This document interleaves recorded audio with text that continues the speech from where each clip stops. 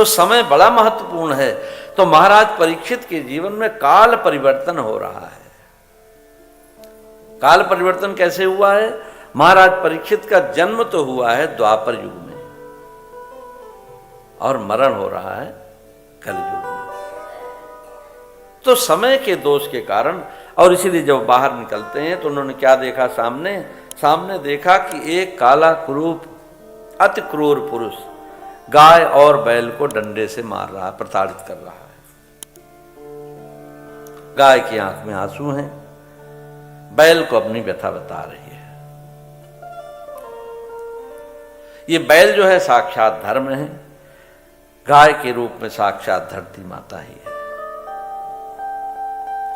और प्रताड़ित करने वाला जो पुरुष है वो काल रूप कलयुग के रूप में। महाराज परीक्षित तो जानते नहीं, तो महाराज परीक्षित ने देखा तो सिर्फ इतना ही दिखाई पड़ा कि बार बार गाय को मार रहा है, बार बार गाय को मार रहा है। अरे जिस धरती पर साक्षात हमारे प्रभु आकर गोपाल बन जाते हो, गायों के रक्षक बन जाते हो, गोपाल माने गाय का जो पालन पोषण करे, तो जिस धरती पर साक्षात हमारे प्रभु आकर गोपाल बने, आज उसी धरती पर यह अति क्रूर पुरुष कौन है जो गाय को बार बार डंडे से मार रहा है, प्रताड़ित कर रहा है, पीड़ित कर रहा है। क्रोध में भरे हुए महाराज परीक्षित ने अपना धनुष बाण निकाला और जैसे ही संधान करना चाहा तो उस पुरुष ने इशारे से रोक दिया। बोले महाराज ठहरो, आपसे मुझे दो बात करनी है। महाराज परीक्षित ने कहा तुमसे कोई बात नहीं हो सकती। ऐसे व्यक्ति से क्या बात होगी?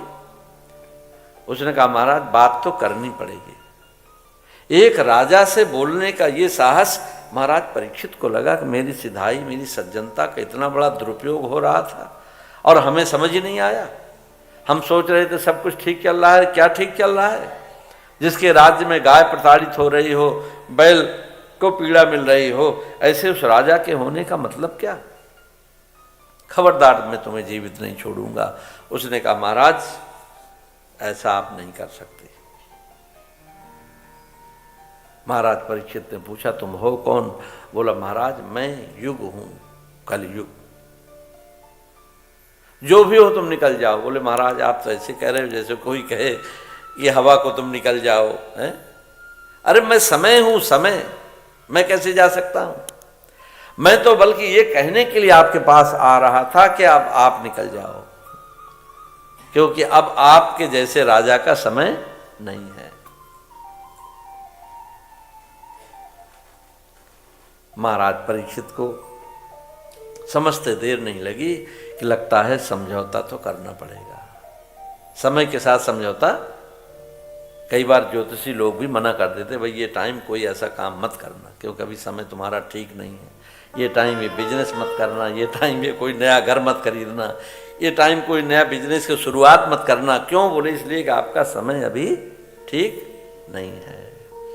तो महाराज परीक्षित को समझ में आ गया कि समय के साथ तो समझौता करना ही पड़ेगा।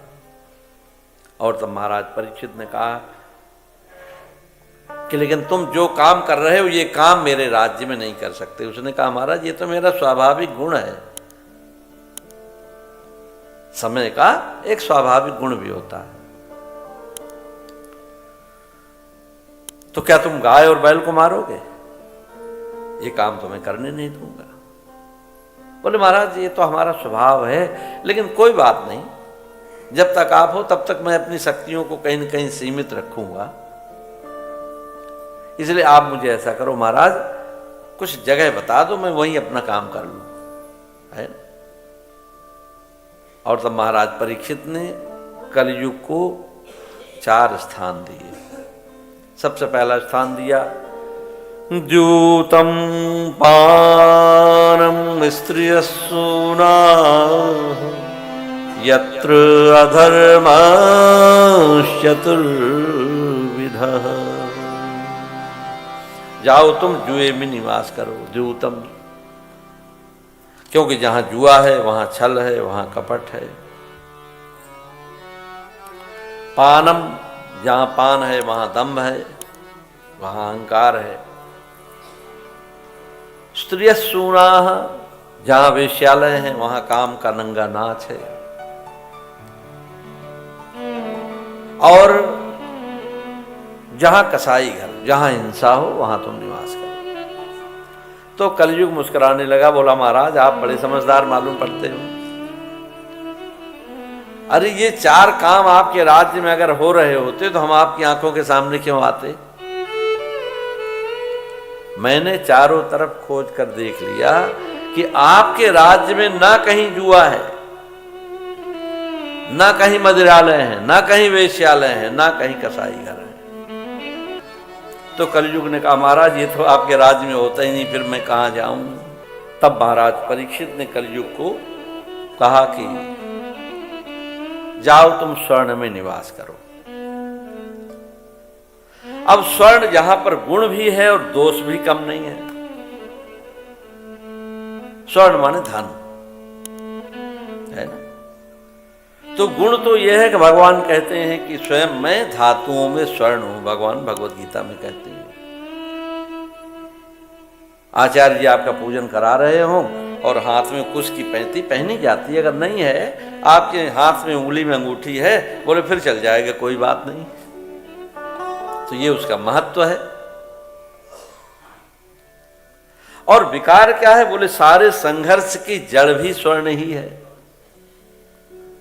भारत सोने की चिड़िया था, प्रचार हो गया सारी दुनिया में कि सोने की चिड़िया वाला एक देश है, तो चलो शिकार करने के लिए बढ़िया रहेगा। स्वर्ण जहां लोभ भी बहुत है, जिस लोभ के कारण बहुत सारा संघर्ष धरती पर होता रहा है, तरह तरह के लूटपाट आदि ये सारा।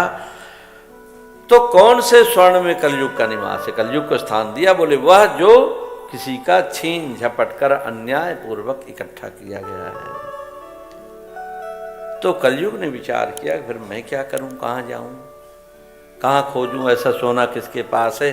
संजोग की बात कि आज महाराज परीक्षित के माथे का मुकुट बदल गया था। ये मुकुट कभी जरासंध के माथे पर लगता था। जब भीम ने जरासंध का उद्धार किया तो भीम को मुकुट का लोभ आ गया। यद्यपि श्री भगवान ने जरासंध के पुत्र सहदेव को राजा बना दिया, किंतु भीम ने कहा प्रभु कोई बात नहीं, राज्य तो आपने इनको दे दिया, लेकिन मुकुट तो हम ले चले अपने बाल बच्चों के लिए, कम से कम निशानी रहेगी, लोग याद करेंगे जरासंध जैसे वीर, जिससे तो आप भी हारे हुए हो ना। अभी तो भगवान अंतर में जानते हैं कि हम भागे या हारे, लेकिन दुनिया तो यही जानती कि हारे हो।